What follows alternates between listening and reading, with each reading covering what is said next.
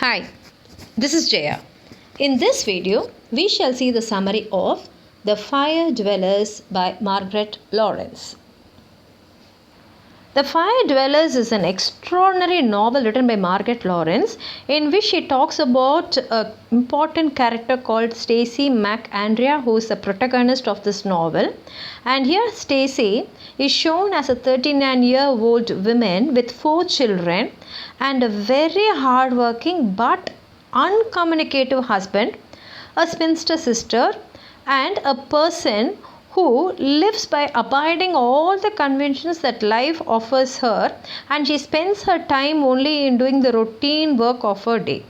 And here Stacey McAndrea is actually a representative of women who question the conventions and who try to find or create an identity of their own in the society because they think that they have lost their identity in their family life.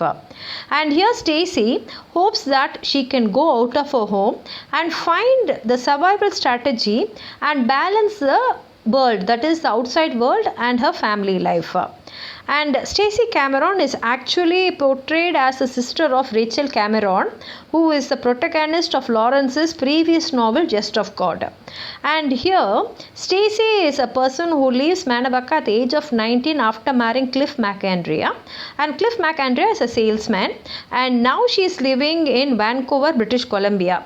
And now she is 39 years old and she feels that she is unattractive. It may be because her husband does not communicate much with her, and she is also filled with all the stresses of motherhood because she has to bring up 4 of her children. And Stacey does all the responsibilities as a mother. But somehow she feels that she is sacrificing her life in all these small trifles in the everyday life, and she wants to talk with her husband, she wants to talk with her children, and she wants to talk with all the people around in the world and communicate and have a good life. But her family takes her for granted. Like her husband Mac is only interested in his job, so he does not even communicate with her. And her daughter Katie, who is in her teenage, seems somehow to hate her mother. And her 2 sons Duncan and Ian, they keep on fighting like Cain and Abel. And her young child, 2-year-old Jen, has not even started speaking. And the only person who is left is God, and so she starts talking with God from one side. Later, she keeps on talking with God, and she's not even sure whether there is God or not, but she just talks with him because she has no other option. And what happens is when she's talking, she even expresses her own desires. Some are even her physical desires, and she feels guilty, or she feels there's a fear in her whether God will punish her. But one day Stacey gets a feeling that God has forgiven her because Mac comes home and tells that he has a new car and he has also a new haircut because he's got a new job. And she is also so very happy, and she asks him about his job, and he says that he's a salesman, so he has to sell Richer Life vitamins.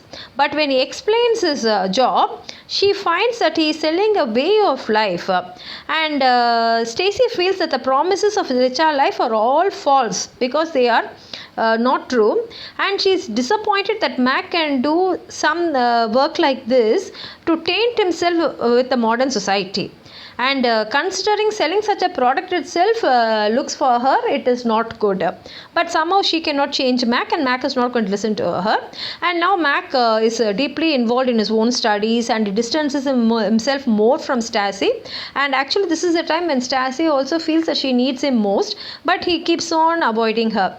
And now in order to find comfort, she starts drinking gin and tonic, and she keeps on fancying herself, and she in fact goes to the extent of imagining that she's having an affair with Mac's best friend Buckle Femme, whom she actually dislikes. And it seems that gods are against her because Buckle is a person who can have sex only in front of a witness, and more than that, what happens is Buckle understands her intentions, and he goes and tells off to Mac that she forced him to have sex with her.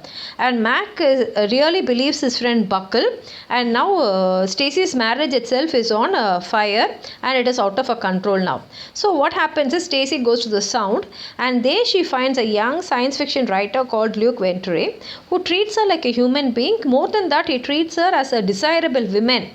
And Stacey knows very well that having physical relationship with a man other than her husband, though it appears healthy for her ego, is not going to solve her problem. At this time only, Buckle dies and does not help her in any way, because Mac and Stacy have totally come parts away, and Mac even gets a promotion, and Mac's father moves into their house, and Stacy's mother and sister, they come into the city itself. But nothing changes for Stacy, and she accepts it, because she feels that the transformation which she wants is not going to come to her, and she spends her time in night courses, drinking and daydreaming, and in fact even she goes to the extent of having affairs with different people. And though all these bring satisfaction to her in the initial stage, later on she's only filled with fear and a sense of vainness of modern life. And by the end of the novel, she realizes that her willpower has transformed a lot, and she recognizes that actually she is a noble mother, and she has a reservoir of strength and willpower inside her. And now she reconciliates herself, and she starts adapting herself, and she takes on new challenges on behalf of her family. And though this is what she was doing it earlier, now she does it with a different perception, and she finds that now when she accepts things as they are, she finds a peacefulness in herself. Like, it is not submission to life, it is a way of comfort. And again, same situation only prevails in the house. She is filled with isolation, but now she fights that isolation by spending her time with good memories of the past, which makes her mind and her body happy. And now she turns towards the poetics of dance, and she tries to express her feelings, because earlier she was not expressing her feelings to others, but now she feels that she has to express her feelings, thereby allowing others to understand what she's undergoing. And this is the way the novel ends. It's a beautiful novel by Margaret Lawrence. If you have anything more to add on to what I have said, please write it in the comment box. Like the video, share it with your friends, and if you have not subscribed my channel, please subscribe. Thank you.